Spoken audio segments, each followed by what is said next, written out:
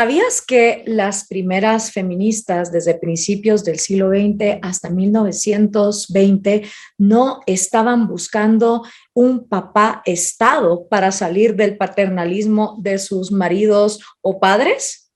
Bienvenidos a otra cápsula de Vivir en Libertad. Hoy vamos a explorar uno de mis capítulos favoritos de mi gran amiga y colega María Blanco. A lo mejor eres feminista libertaria y no lo sabes. María Blanco, autora de este fantástico libro, Afrodita desenmascarada. Es doctora en Ciencias Económicas y Empresariales por la Universidad Complutense de Madrid y profesora de Historia del Pensamiento Económico en la Universidad CEU de San Paulo. Se ha dedicado a la teoría económica y a debates sobre feminismo liberal que incluso han sido polémicos dentro de los propios liberales. El feminismo liberal consiste en mirar los problemas presentes derivados de muchos años de una situación de desigualdad de la mujer ante la ley, desde el prisma de los principios libertarios. El liberalismo es una mirada intelectual que permite plantear cualquier tipo de problema. No hay temas tabú.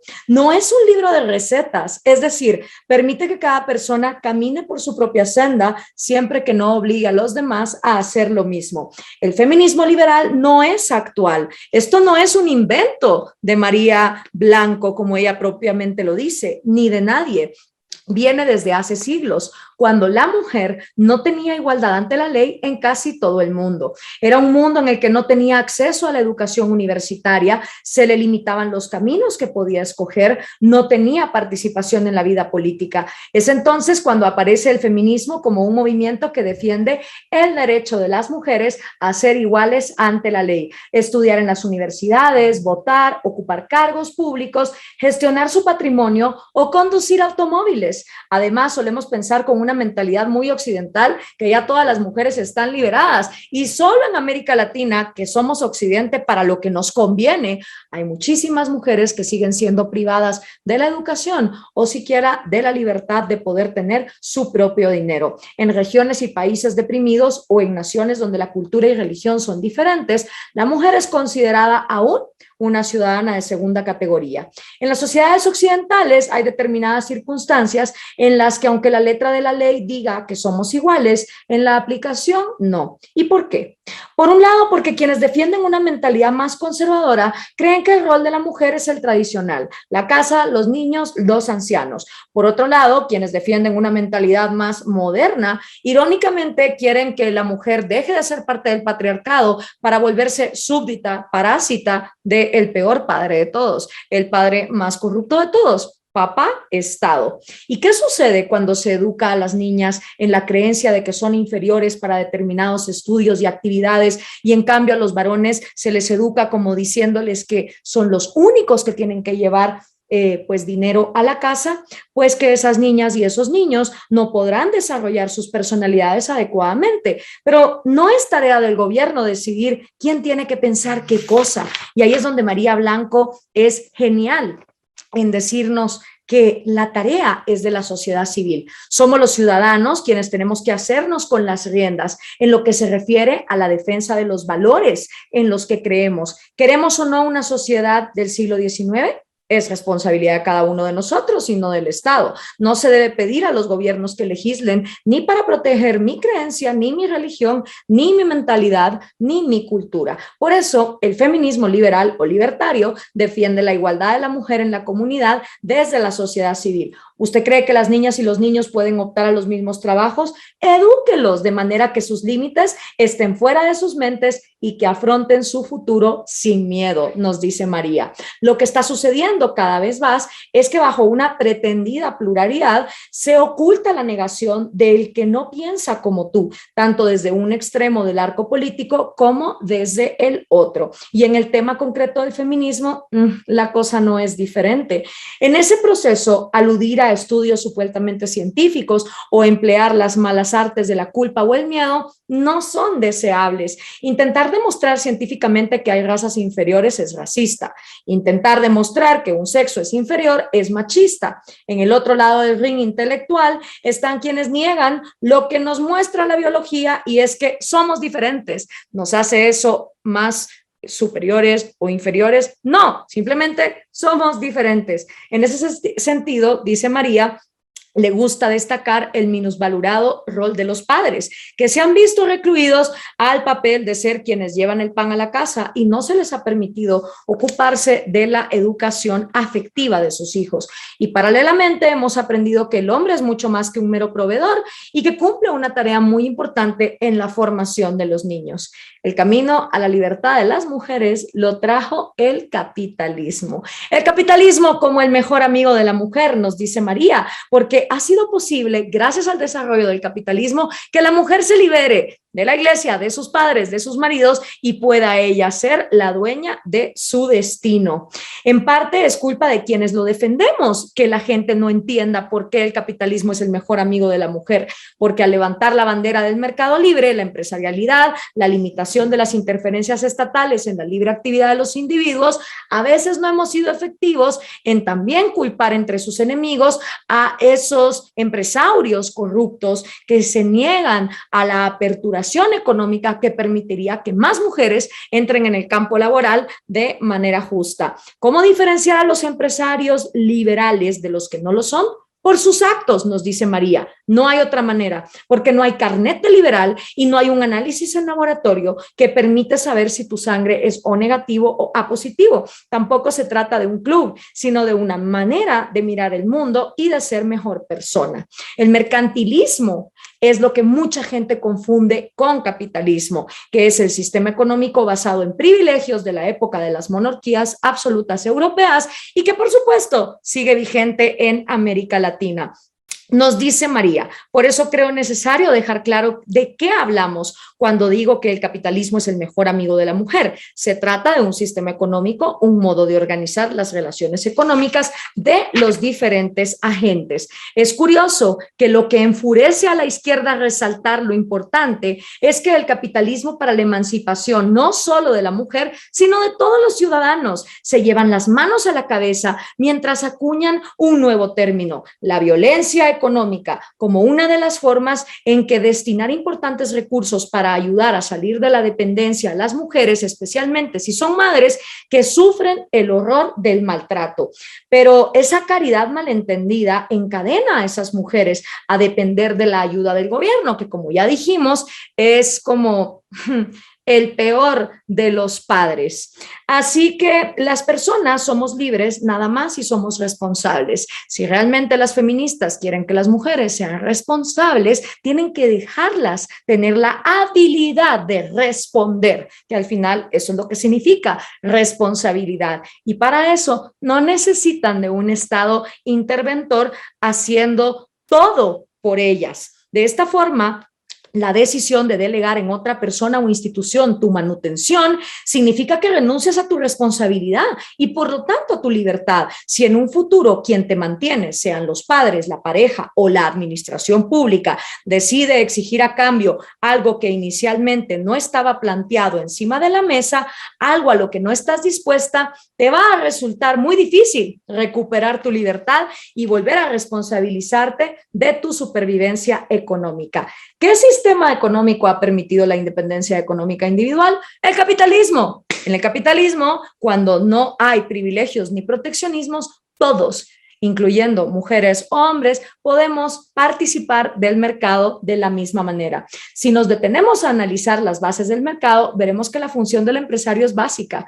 Un empresario es una persona que utiliza sus recursos para lograr sus fines, decidiendo los medios, el camino. Mises afirmaba que todos somos empresarios de nuestra propia vida y dice María, yo estoy de acuerdo. Es más, creo que es muy sano plantearse la vida de esa manera. Yo tengo mis fines que responden a mis valores y empleo mis recursos, mi potencialidad física e intelectual para lograrlos, eligiendo mi propia senda. Y lo hago sola o de manera compartida en la medida que me parezca bien. Un empresario arriesga lo que es suyo para lograr sus beneficios, reúne la información que necesita, calcula los costos de cada alternativa, tiene en cuenta el costo de oportunidad, es decir, el valor de la alternativa que rechaza y todo eso emprendiendo una acción en un entorno de incertidumbre.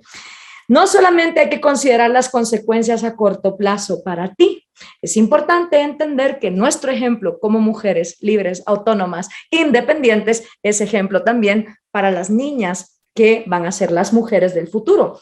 Una mujer que elige trabajar, ahorrar, invertir, ser dueña de sus errores y rectificar a partir de ellos, no renuncia a la vida de familia en la misma medida que un hombre elige trabajar, ahorrar, invertir y mejorar a partir de sus errores, pues que tampoco lo hace. La sociedad está organizada de la manera que los hombres ganen más. Sí, porque hay empresarios que todavía, como nos dice María, no ven el potencial de una mujer siendo madre, que trae al mundo más trabajadores. Si eso se pagara en el corto plazo, sería distinto. Pero dice María, para solucionar esta situación no falta un gobierno haciendo leyes que de todas maneras nadie cumple. No, lo que falta es la transformación cultural y esa va a venir cuando los consumidores empiecen a premiar a aquellas empresas que son más iguales y más justas con sus empleados, sean hombres o mujeres. ¿Y qué hay del gran tema de la mujer? La libertad sexual.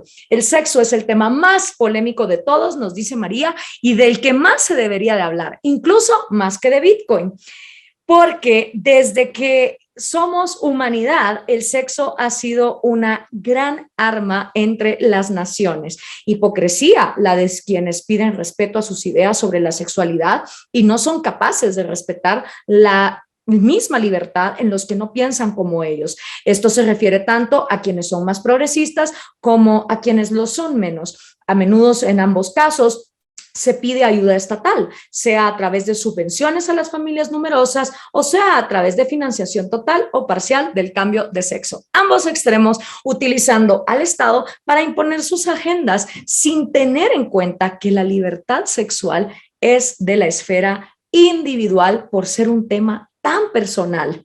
No se puede intentar que haya un comportamiento homogéneo en la sociedad, ni puede imponerse la castidad al 100% porque mi religión lo dice, ni tampoco es sensato señalar y demonizar a quien no comparte tu idea del poliamor, del sexo sin distinción de género ni número, ni tampoco en la práctica. La decisión de limitar cuándo, con quién y de qué manera se tiene sexo o no limitarlo es particular.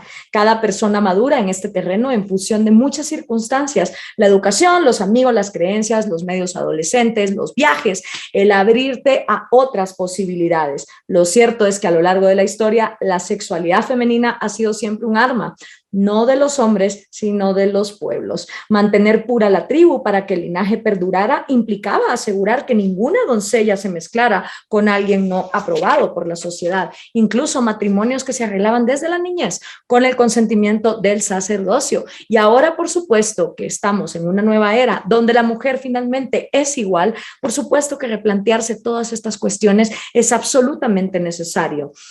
Hay que tener soluciones para el siglo XXI, no para el siglo XIX. Hoy en día, las familias capaces de criar hijos no son necesariamente heterosexuales, ya que hay diferentes medios por los cuales las parejas homosexuales pueden tener hijos, como la adopción o la gestación subrogada.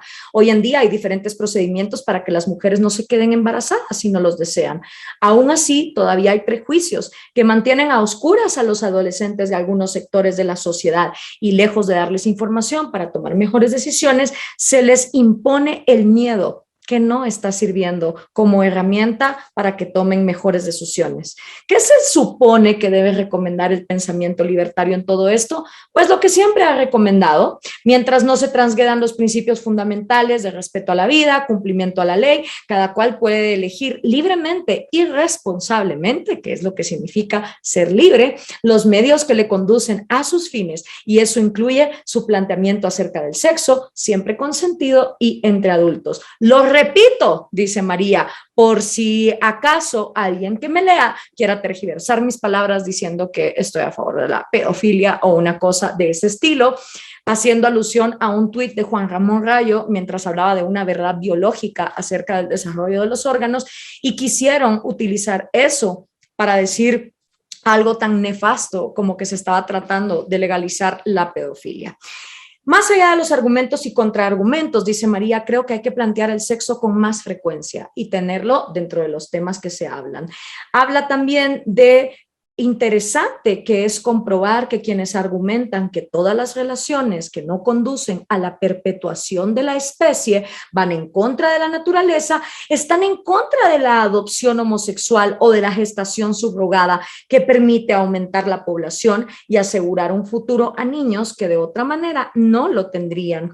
Los humanos somos criaturas de la naturaleza y es la que nos ha dado un cóctel hormonal particular, y las relaciones afectivas o sexuales que mantengamos pueden ser anómalas o poco frecuentes, pero no son antinatura mientras las produce la propia naturaleza.